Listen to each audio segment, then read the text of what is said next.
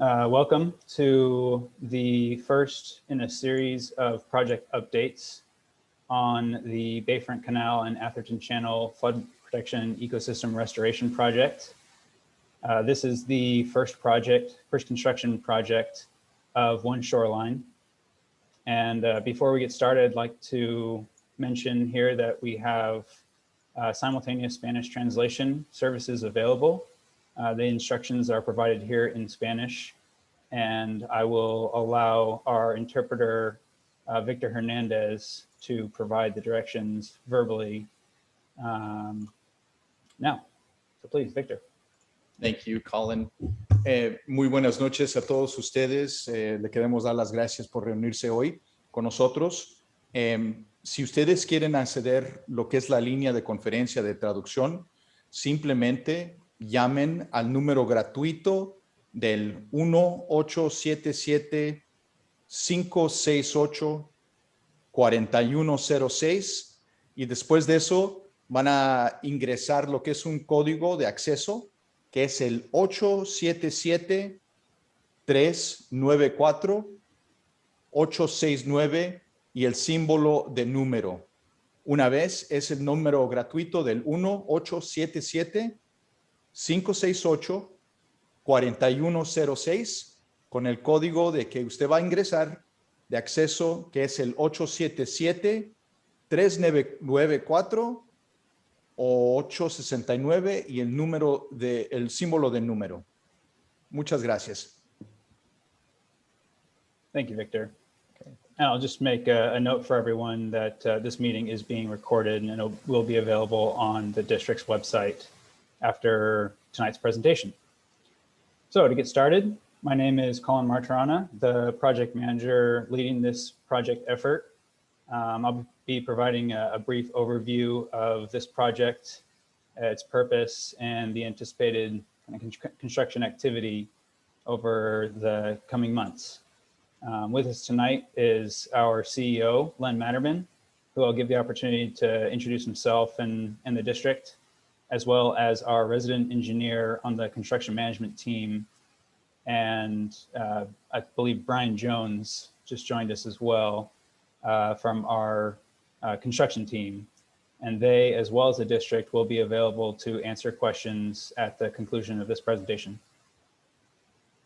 So Len, if you're online, give you a moment. Yeah, hi, Colin. Thanks very much.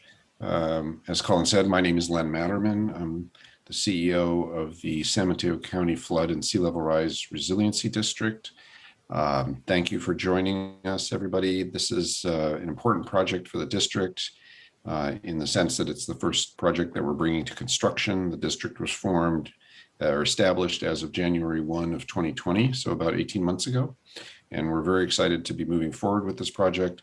As many people know, it's been in the planning and design and discussion phases for about 9 years. And we're glad to be able to bring flood relief to areas of Menlo Park and Redwood City and San Mateo County that have desperately needed it and deserved it. And so thanks for joining us today, and I'll leave it at that and turn it back to Colin. Sure, thank you, Len.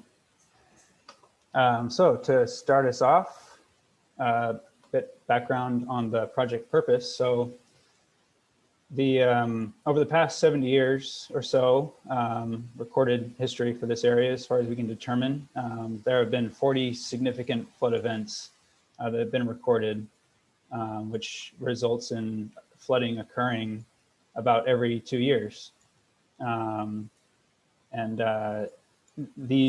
The impacts that, the consequences of that overtopping that I have listed out here, public health and safety concerns, street closures, property damage, those are occurring on a near 2 year, nearly every other year. And they're hitting some of the folks that are most vulnerable in our community, and those folks have some of the hardest times recovering from those impacts. And so our project is aimed directly at in response to those most common storm events. where historically we would see flooding on a near annual basis, and folks in these communities need to be potentially concerned about every storm that's forecast. Our objective here is to relieve that concern. It's important to note here that this project does not stop flooding along Bayfront Canal. There is certainly more work to be done within this watershed, but for the events that you see pictured here in this slide, for every time that it rains nearly, this is what we're working to reduce. So a little of an overview of the project. This project proposes to divert a portion of stormwater flows within Bayfront Canal. I'm not sure if you can see my mouse here, but it's indicated here pretty clearly on the screen, that occur, stormwater flows that occur concurrent with high tide events. And during those times, there's a series of tide gates at this outlet of where the Atherton Channel and Bayfront Canal converge. There's a series of 5 tide gates that allow, under normal conditions, allow these channels to drain. But during high tides, those gates are closed and the capacity of the channel is limited to just Bayfront Canal, and that is a severely undersized channel, resulting in these recurring flood events.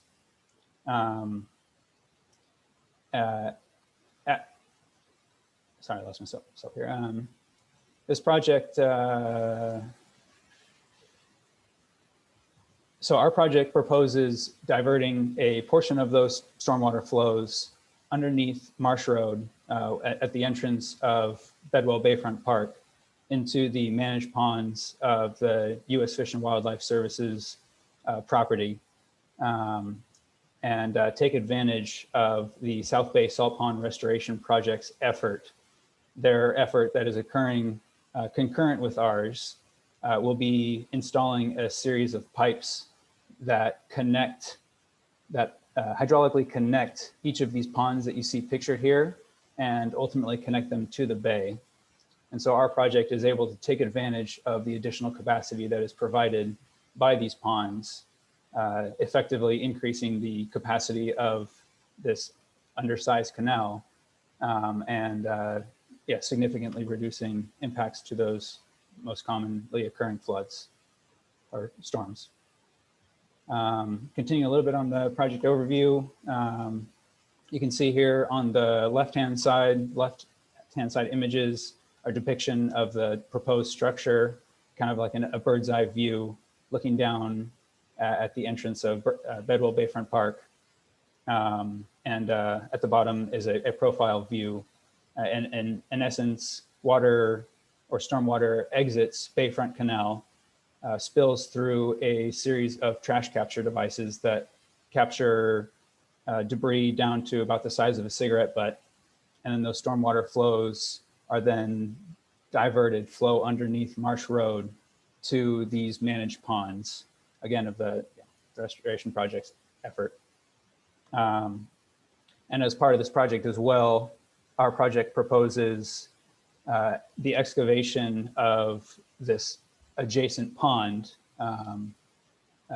adjacent to the entrance to Bedwell Bayfront Park, effectively increasing the available capacity of that pond. I'd like to note that this project is funded by the cities of Menlo Park, Redwood City, town of Atherton, and the county of San Mateo, and is also in part funded by Proposition 84 funding provided by the state's Department of Water Resources.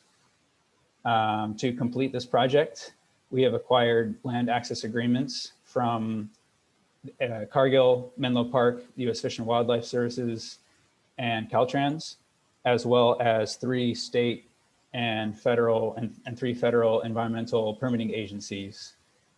Those agencies are primarily focused on wildlife habitat, water quality, bay shoreline access, things of that nature. All to say, this is a multi-benefit, multi-agency project with a lot of stakeholders, including everyone on this call today. And I do want to take a quick note just to point out this picture on the right-hand side is a great indication of the situation that leads to a lot of the flooding that we've observed.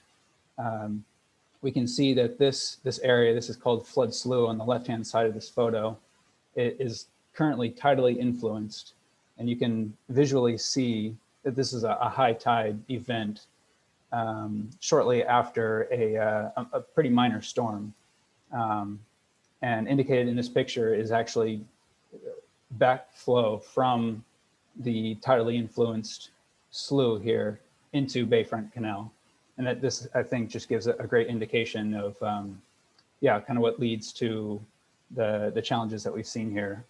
And I just also like to point out this blue arrowed line just kind of indicates the general footprint of the proposed diversion structure.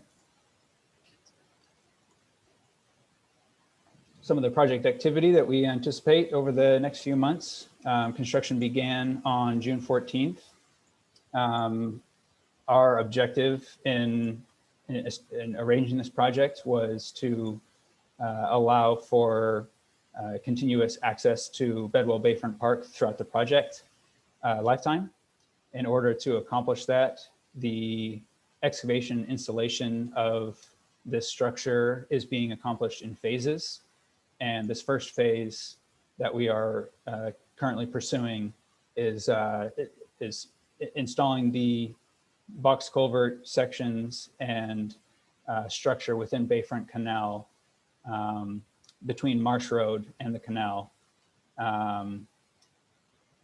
To accomplish that, there is a minor realignment of Marsh Road. It just makes a short cut across this area right here, if you can see indicated by my mouse here, just to allow for that first phase to be completed. There will be occasional temporary delays as we have large trucks navigate through this narrow entrance into the park. So please, for anyone who anticipates leaving or exiting or visiting or leaving the park, be aware of that over the next few months. By December of 2021 of this year, the flood protection functionality of this project, the connection from the canal to the forebay, is to be complete. And over the next few months after that, by April 2022, just final closeout items, site restoration, native plant and habitat planting will be occurring in that period of time. Also worth noting that the Bay Trail, which passes at the bottom of this image and leads up into the park, will also be maintained. The Bay Trail connection to the park will be maintained throughout the lifetime of the project. Over the next week or so, you can expect to see crews locating and identifying existing utilities in this phase one installation footprint, the installation of temporary biological fencing for the protection of species in this area, and the realignment of Marsh Road, as I mentioned earlier. And then over the summer months, you can expect to see the excavations of the forebay on the U.S. Fish and Wildlife Service property, as well as excavations and the installation of the box culvert and the structure, diversion structure within the canal. Between Marsh Road and the canal. And that was it. That was a quick presentation. Thanks for your patience on that. This project, it provides overdue flood protection for this community, and the district is proud to call this our first construction project. As I mentioned at the top of the presentation here, we're happy to respond to any questions that you may have, and I And we direct you to these sources here, our email, phone, or you may scan to get more information as needed. And for anyone that is joining over the phone, I'm not sure if we have any or not, but if you are interested in joining in, you can press *9 to raise your hand to talk and *6 to mute and unmute. And thanks all for your time.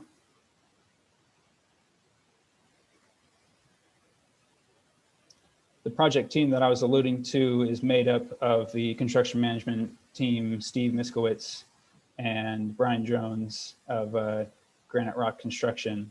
If you guys had anything to add, yeah, feel free to chime in.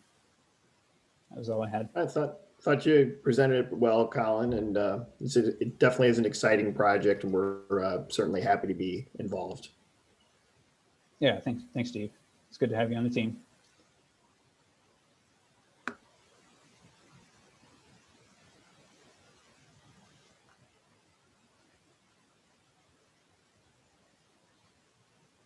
Let's see.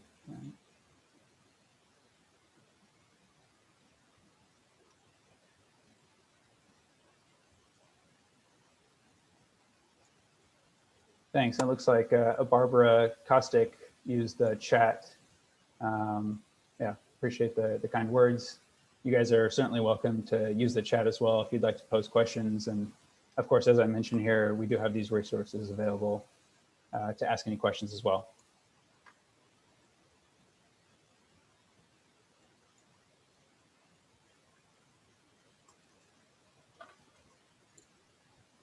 I have a question. Please. A tremendous amount of dirt has been moved around the ponds near Bayfront Bedwell Park in the past, I don't know, couple of years. Does this relate to this project? I don't know if I can speak in an informed way about historic dirt movement. The outcome of the excavation that I alluded to within the forebay the material that will result from that, we have the opportunity to beneficially reuse that as part of the South Bay Salt Pond Restoration Project effort. I don't know if you'd see that this far west of where you're located, because that material would all remain on the project site. But yeah, so the South Bay Salt Pond Restoration Project requires a substantial amount of soil material handling. It looks like the diagram you showed where the water was going to go to, you pointed to that one small triangular pond. Is that the only destination for the floodwater, or is it going to go further than that green area into those other ponds that are currently being lined with lots of extra soil? It looks like their levees are being shored up in anticipation of something. I was wondering if it was in anticipation of floodwater from this project being diverted there. So currently, this project footprint, as we call out, is naturally the extent of our effort. And as I mentioned, just this small triangular section is the area that we will be excavating about 2 feet down. So the amount of material that is created by that will be beneficially reused as part of the South Bay Salt Pond Restoration Project efforts. Currently, there is no dividing structure in any way between this area and this larger pond immediately adjacent to it. And so if we have water flowing into this area, it will have, there would be a direct hydraulic connection to this larger pond. Okay. What I mentioned earlier as part of the South Bay Salt Pond Restoration Project, they are installing a network of pipes that eventually connect these ponds to the bay, which could, in theory, allow them to be tidally influenced. That's not how they'll be managed, but that's is the idea. Just all to say, there is a connection to the bay eventually. And through an extensive operations plan that we've developed alongside the U.S. Fish and Wildlife Service property owners, we have developed an operations plan that allows for us to, the project partners, to strategically operate those pipes to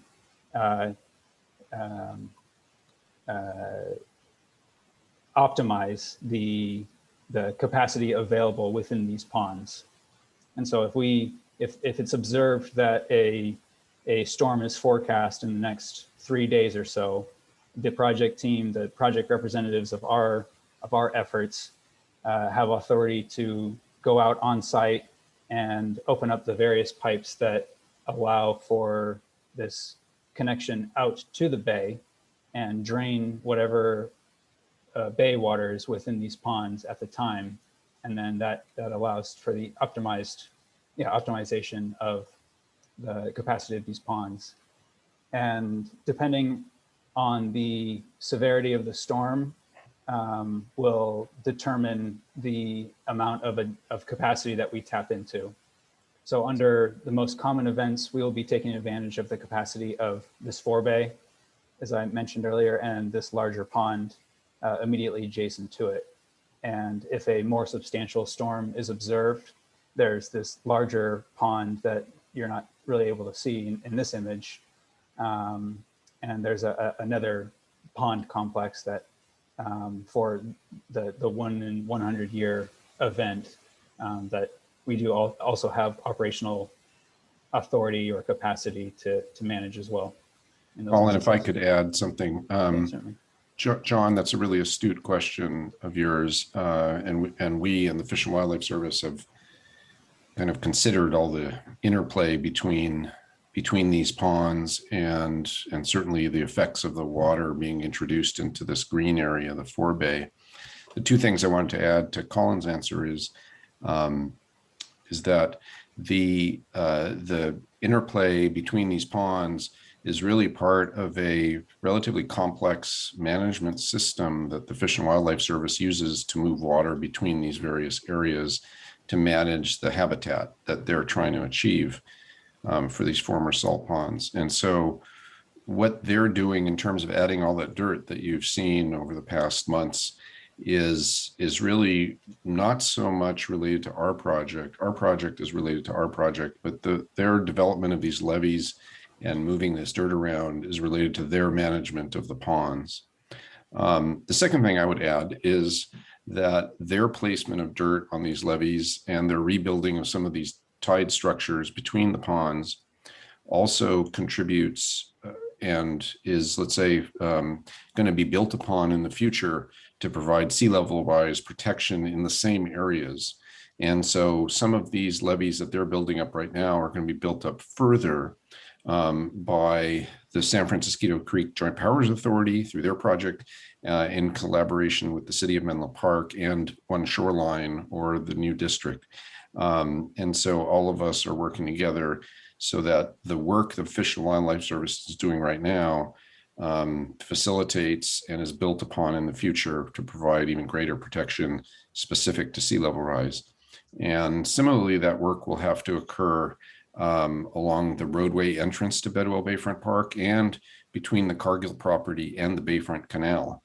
And so when Colin said that the Bayfront Canal project is really a project to address the immediate need and the need that's been shown over the past 70 years of pretty regular flooding to the areas just to the land side of Bayfront Canal.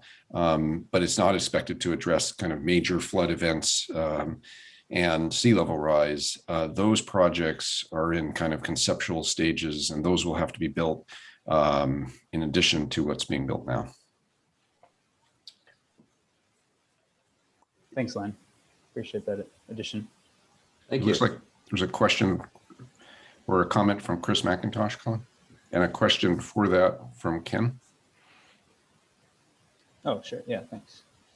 So from Ken Kirshner, can you show the map of the areas that will receive flood relief?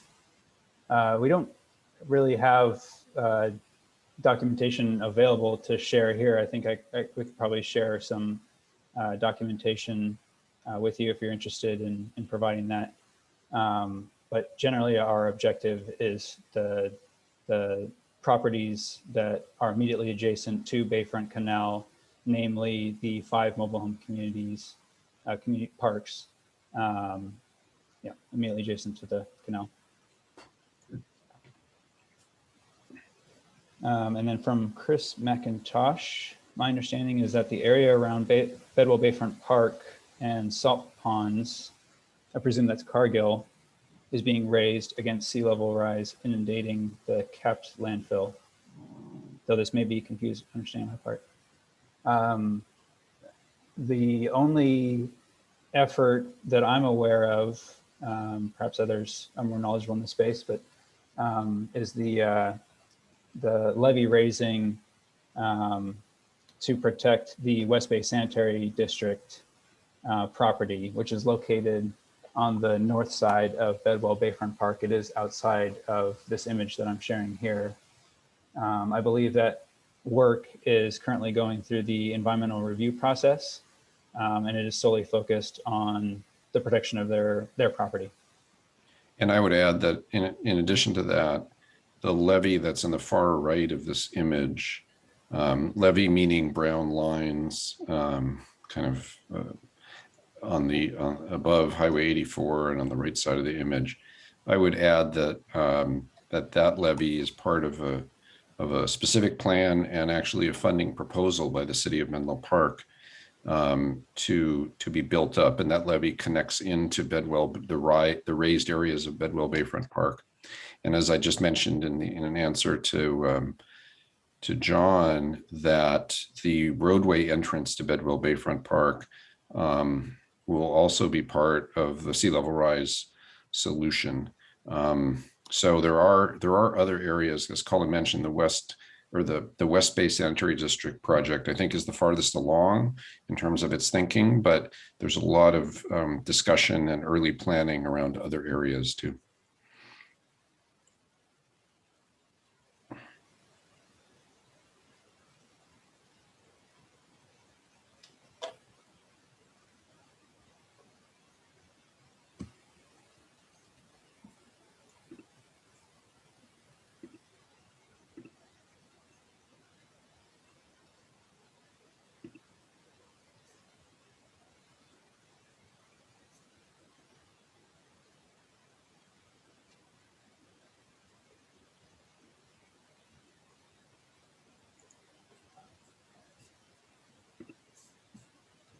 Well, folks, I don't need to take anyone else's time. I'm happy to stick around as long as folks are, yeah, have questions. But if there aren't any others, folks are free to drop off. And as I mentioned, you do have, I'm sorry about that.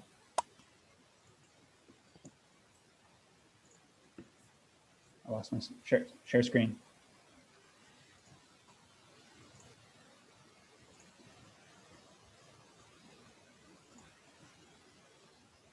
You do have these resources available to you. If you have any further questions.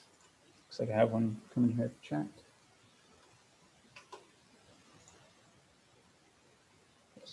Yeah, thanks for joining. Thanks, Colin. Thanks, Lynn. Thanks for the presentation.